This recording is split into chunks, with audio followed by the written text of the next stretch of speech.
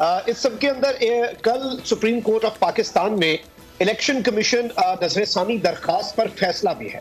अब यहाँ पर बहुत सी चीजें हैं, अब तक इस केस में क्या हुआ और कल क्या हो सकता है। कल का दिन डिसाइसिव हो सकता है, बहुत इंपॉर्टेंट दिन है और फैसला जो है वो कब तक मुतवक्के है। इन तमाम तर चीजों पर बात करेंगे। हमें ज्वाइन किया है नुमाइंदा बोल न्यूज इमरान वसीम साहब ने। Thank you very much Imran for joining. ये बताइएगा कि अब तक इस केस की क्या अपडेट्स हैं, समाज का अहवाल क्या है और क्या एक्सपेक्टेशंस हैं कि फैसला कब तक आ सकता है और क्या फैसला एक्सपेक्ट किया जा रहा है।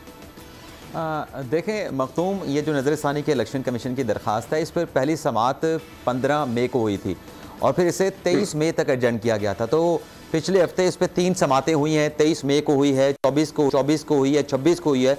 अब इसे 29 मई तक एडजर्न किया गया। तो 3 मुख्तलिफ जो समातें रही हैं, इसमें तो इलेक्शन कमीशन के वकील ही दलाइल देते रहे। अब तक हमने जो पिछले 12 साल की सुप्रीम कोर्ट की रिपोर्टिंग से देखा कि इतने नजरसानी की दरख्वास्त में बड़ा नैरो उसका जो है वो स्कोप होता है, इतने ज़्यादा दलाइल नहीं दिए जाते। लेकिन यहाँ पे हम ये जो दरख्वास्त है, ज़ाहिर सी बात है कि एक पंजाब में इलेक्शन का मामला है, पंजाब के अवाम के बुनियादी हकूक़ का मामला, KP का मामला तो इस बेंच के सामने है नहीं, क्योंकि जो फैसला दिया था वो पंजाब के हवाले से था 14 मई का। तो अदालत वक्त दे रही है और अभी तक अदालत ने इलेक्शन कमीशन के वकील को नहीं कहा कि आप अपने दलाइल को कंक्लूड करें। तो ये कहना कि कल इसके ऊपर कोई फैसला हो सकता है, समाअत मुकम्मल हो सकती है, बज़ाहिर तो ऐसा कल की समाअत में होता हुआ नजर नहीं आ रहा।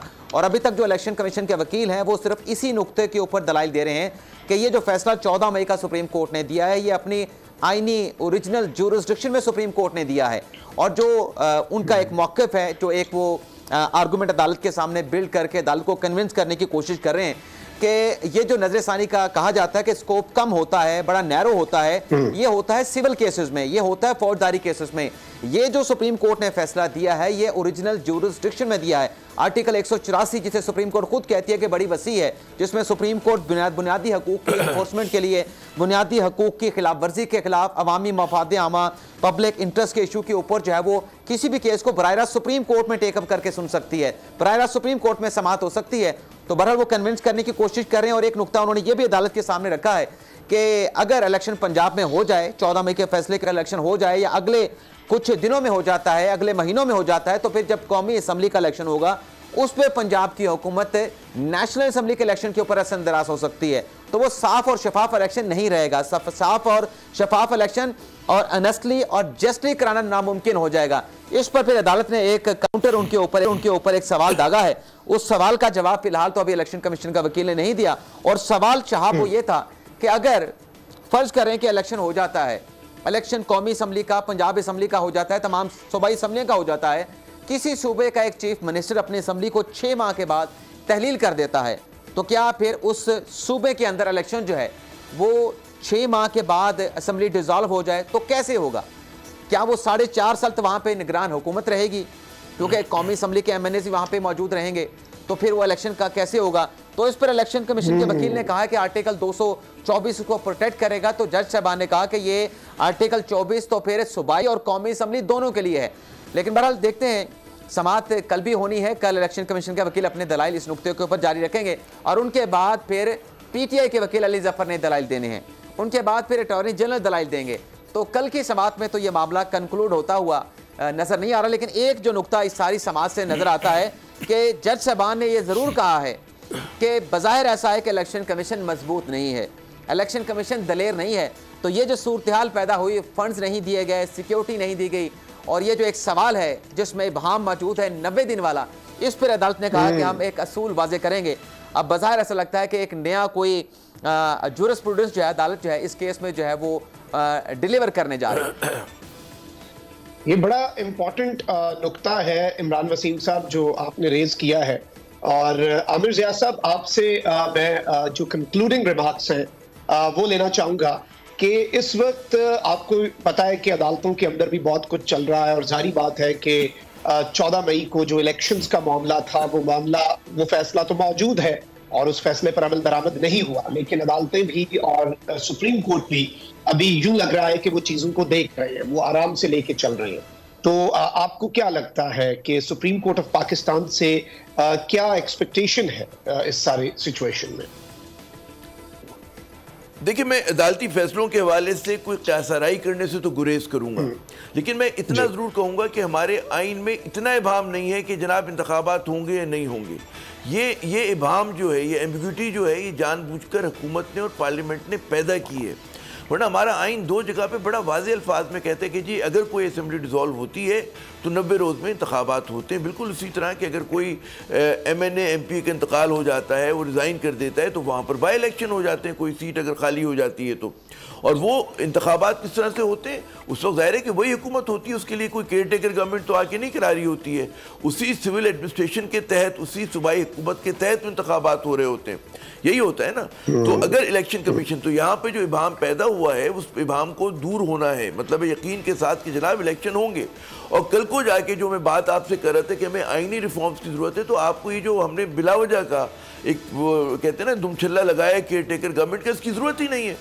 भारत के अंदर स्टेट इलेक्शन होते रहते हैं, फेडरल हुकूमत चलती रहती है, सेंटर के अंदर कोई और गवर्नमेंट होती है, इंतखाबात भी। अगर आपका इलेक्शन कमीशन मजबूत हो तो फिर आपके कहते हैं साफ शफाफ इंतखाबात होने चाहिए। ये कोई तस्वुर भी नहीं कर सकता किसी जमहूरियत में कि जनाब अगर कोई बैठा हुआ है तो बेईमानी करेगा, वो उसके अंदर रिगिंग कर देगा। गो कि हमारे यहाँ ऐसा होता है, लेकिन हमें इलेक्शन कमीशन को उस काबिल बनाना है। तो मेरी गुजारिश ये होगी, और मेरे ख्याल में बहुत सारे पाकिस्तानियों की, कि बिला वजह का क्योंकि हुकूमत को सूट नहीं कर रहे थे इंतखाबात। आप देखें ना उसके तदाद कि वो कह रहे थे इंतखाबात के लिए जो उन्होंने बहाना साजी की कि 21 अरब रुपए नहीं है हमारे पास, लेकिन उन्होंने 20 अरब रुपए डोल आउट कर दिए MNAs को कि अपनी गलियाँ, सड़कें, फला तरक्याती काम करें, जो कि जिम्मेदारी लोकल गवर्नमेंट्स की होती है। आप इमेजिन करें, उसी तरह इन्होंने एक बहानासाजी की, जी दहशतगर्दी मसला है। अगर इस मुल्क में इंतखाबात हो जाते, उन दोनों सूबों के अंदर बर वक्त हो जाते, तो आज जो मुल्क जिस मुश्किल में फंसा हुआ है ना फंसा होता। फिर ज़ाहिर अच्छा जो इल्ज़ाम लगाने के इमरान खान ने या PTI ने क्यों डिज़ोल्व की, दुनिया भर में हमेशा ये होता है कि जब भी अगर किसी असम्बली में आपकी डोमिनेंस नहीं है, अगर एक वोट पर आपकी हुकूमत कायम है, तो ये बड़ी अच्छी बात होती है कि आप दोबारा वोटर्स के पास जाएं, दोबारा उनसे मैंडेट लें, वरना आप हमेशा ब्लैकमेल होते रहेंगे। तो कोई गैर जमहूरी अमल नहीं हुआ था। तो खैर अब तो कहते पुलों के नीचे से बहुत पानी गुजर चुका, लेकिन अब देखना ये कि अदालत क्या तारीख साज फैसला करती है। हमें हर हालत में आइन को मुकद्दम रखना है, हर हालत में हमें अपने कानून को मुकद्दम रखना है। और हमारे इदारे जो हैं बशमूल जुडिशरी के साथ मसला सिर्फ इतना हुआ क्योंकि क्योंकि जुडिशरी के अपने पास तो इख्तियारात नहीं है चीज़ों को अमल दरामद कराने के लिए। उसको तो कहना पड़ता है फाइनेंस मिनिस्ट्री को, उसे तो कहना पड़ता है इंटीरियर मिनिस्ट्री को, जी हमारा काम करें। क्योंकि यहाँ पे नॉन कोऑपरेशन थी, तो अब ये गो स्लो जा रहे हैं। तो मेरे ख्याल में लेट्स होप कि जनाब चीज़ें रिजॉल्व हों और अदालत वो फैसला करे कि जो इंसाफ आइन, और ज़ाहिर वही करेगी जो जिसमें आइन का बोलबाला हो, कानून का बोलबाला हो, और मुल्क इस इबाम से, इस मुश्किल से निकल सके। जी मखदूम, अगर आपको ये वीडियो पसंद आई है तो सब्सक्राइब करें और बेल आइकन पर लाजमी क्लिक करें। इंतजार था ना, चलो इस बार वो करते हैं जो इससे पहले किया ही नहीं। किस्मत की आंखों में आंखें डाल के जीतना होगा। सब में है शेर जैसी राह, जर्रा जर्रा भी हर कंटेस्टेंट को लगेगा पहाड़। लड़खड़ाना नहीं है, खोल दो अपने पंख अगर आसमान छूना है। अबे लग रहा है ये सब पहले भी कहीं सुना है। एंटरटेनमेंट की गारंटी जनाब, क्योंकि यहाँ खेलोगे कूदोगे तो बनोगे नवाब। खुश रहो पाकिस्तान। खुश रहो पाकिस्तान, बुध और जुमेरात शाम 7 बजे सिर्फ बोल एंटरटेनमेंट पर। सब्सक्राइब करें और बेल दबाएं ताकि कोई खबर रह न जाए।